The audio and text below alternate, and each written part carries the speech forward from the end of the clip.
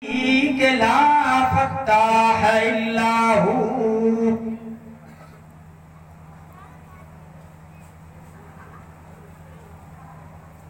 میں وقت زیادہ نہیں لوں گا، بات سمیٹ رہا ہوں۔ تو پہلا تحفہ توحید کا دیا ہے۔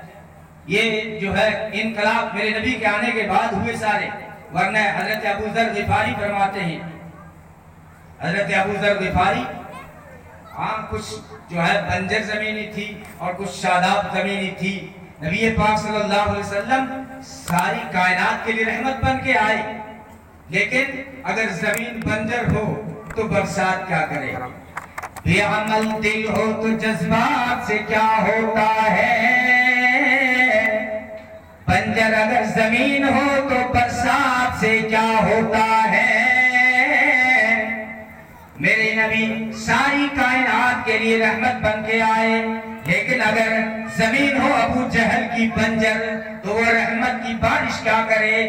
رحمت کے چھانٹے ابو جہل پہ بھی پڑے، لیکن زمین بنجر تھی اس لیے کانٹے نکل آئے، بدبو پھوٹ پڑی۔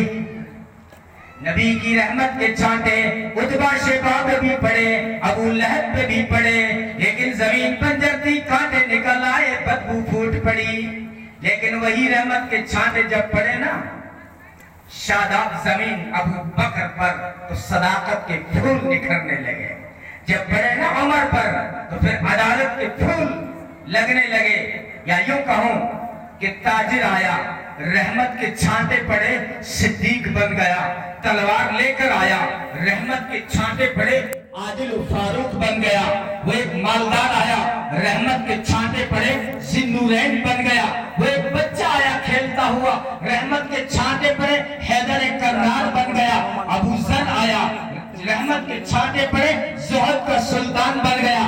ابن مسعود آیا، رحمت کے چھانٹے پڑے، فقیہ زمان بن گیا۔ عبداللہ ابن عباس آیا، رحمت کے چھانٹے پڑے، مفسر قرآن بن گیا۔ ابو ذر آیا، رحمت کے چھانٹے پڑے، زہد کا سلطان بن گیا۔ اور جو ہے سلمان آیا، ایران سے آیا، رحمت کے چھانٹے پڑے، خاندان نبوت کا فرد بن گیا۔ ایک اور آیا، وہ کالا، عرب کا نہیں ہے، حبش کا ہے، گورا نہیں ہے، ساملہ ہے، قریب کا نہیں ہے، دور کا ہے، اپنا نہیں ہے، پرایا ہے، یگانہ نہیں ہے، بیگانہ ہے، لیکن رحمت کے چھانٹے پڑے، چلتا دھرتی پہ ہے، قدموں کی آہٹ جنت میں سنائی دیتی ہے۔ تو ساری کائنات کے لیے میرا نبی رحمت بن کے آیا۔ پہلا تحفہ دیا توحید کا کہ اللہ کے سوا کسی سے کچھ نہیں ہوتا۔ میں کہہ رہا تھا ابو ذر غفاری کہتے ہیں ہم جو ہے جب سفر میں جاتے تھے تو مورتی بت پتھر کا لکڑی کا ساتھ میں رکھتے تھے، کہتے ہیں جب ضرورت پڑتی اس سے مانگتے۔ ایک موقع ایسا آیا سفر میں کہ میرا توشہ ختم ہو گیا، پانی بھی ختم، کھانا بھی ختم۔ اب میں نے اس بت کو رکھا، سجایا اور اس سے مانگنا شروع کیا، اے میرے معبود پانی دے، اے میرے معبود کھانا دے، لیکن اس نے میری نہیں سنی۔ اس نے کیا سننا تھا؟ وہ تو پتھر لکڑی کا بت تھا۔ کہتا ہے میرے خیال میں آیا کہ اسباب اختیار کرنے چاہیے، پھر دعا مانگنی چاہیے۔ کہتا ہے میں پہاڑوں پہ چڑھ گیا، میں نے تلاش کیا، پانی نہیں ملا، کھانے کا ذرہ میں نہیں ملا، کوئی انسان نظر نہیں آیا۔ پلٹ کے واپس آیا تو میرے معبود کے چہرے کے جو ہے قطرے، پانی کے قطرے ٹپک رہے ہیں۔ میں نے کہا واہ خدا، خود تو نہاتا ہے، مجھے پلاتا بھی نہیں، کیسا خدا ہے یہ؟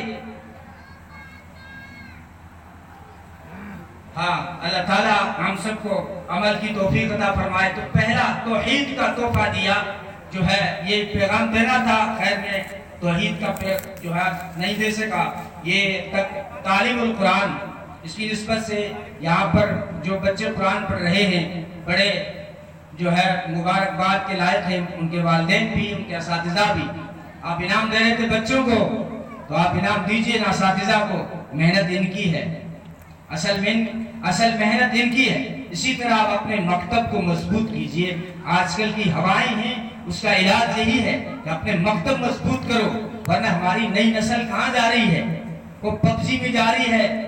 وہ قوم نے، قرآن نے کیا کہا تھا ایک جگہ، فَلَمَّا يَسَّرْنَاهُ بِلِسَانِكَ لِتُبَشِّرَ بِهِ الْمُتَّقِينَ وَلِتُنْذِرَ بِهِ قَوْمَ اللُّدَّ۔ قرآن نے کہا تھا کہ اے نبی قوم لدہ کو ڈرائیے۔ میں کہتا ہوں آج کل تو قوم لڈا کو ڈرانے کی ضرورت ہے۔ ہماری نئی نسل لڈے میں مگن ہے اور پب جی میں مگن ہے، اس لیے بہت غلط ہوائیں چل رہی ہیں۔ یہاں ان راجستھان کے ضلعوں میں ہمارے اسکول کالجوں میں پڑھنے والے بچے اس شکیل کے پیچھے چل گئے جو کہتا ہے میں نبی ہوں، حالانکہ کوئی نبی نہیں ہے، وہ عقیدہ لوٹنے والا، وہ ایمان لوٹنے والا کوا اور چیل ہے۔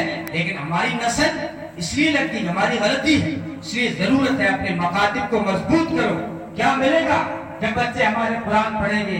کیا ملے گا؟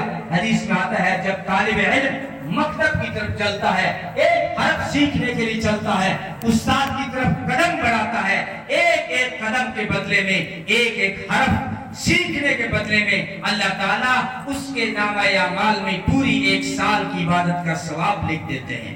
نبی نے فرمایا اگر کسی کو دیکھنا ہو کہ وہ دوزخ سے آزاد لوگوں کو دیکھے تو پھر وہ طالب علموں کو دیکھا کرے۔ نبی نے فرمایا یا عالم بنو یا طالب علم بنو یا ان سے سننے والے بنو یا ان سے محبت کرنے والوں بنو۔ نبی نے فرمایا 5واں مت بننا، علماء سے بغض کرنے والے مت بننا۔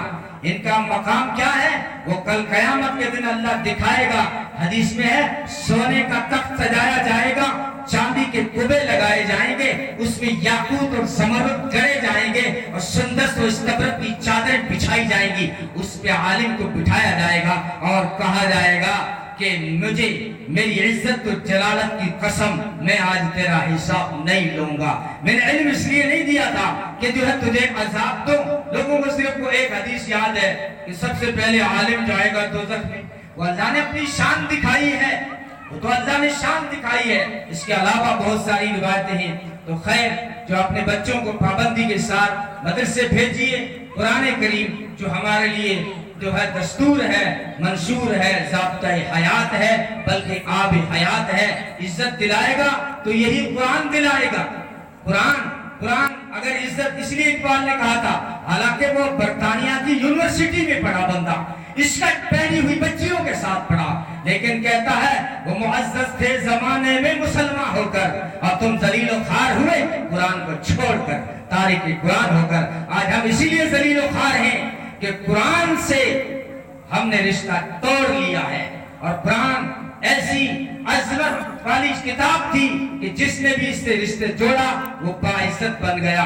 اگر معمولی گدے نے رشتہ جوڑا تو اس کو بغیر وضو کے ہاتھ نہیں لگا سکتے، اس کو عزت ملی قرآن کی وجہ سے۔ معمولی سا کپڑا دکاندار نے یوں دے دیا، 5 روپے کا بھی نہیں، لیکن جب قرآن کا جزدان بڑھا تو پھر لوگ اس کو آنکھوں سے لگاتے ہیں، بوسے دیتے ہیں، چہرے پہ لگاتے ہیں۔ اس کپڑے کو عزت ملی قرآن کی وجہ سے۔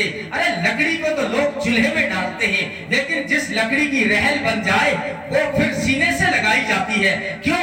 لکڑی کو عزت ملی قرآن کی وجہ سے، تو لکڑی کو عزت مل سکتی ہے، کپڑے کو عزت مل سکتی ہے، کتے کو عزت مل سکتی ہے۔ مسلمانوں اگر ہم قرآن سے رشتہ جوڑ لیں تو کیا ہمیں عزت نہیں مل سکتی؟ اللہ تعالیٰ عمل کی توفیق عطا فرمائے۔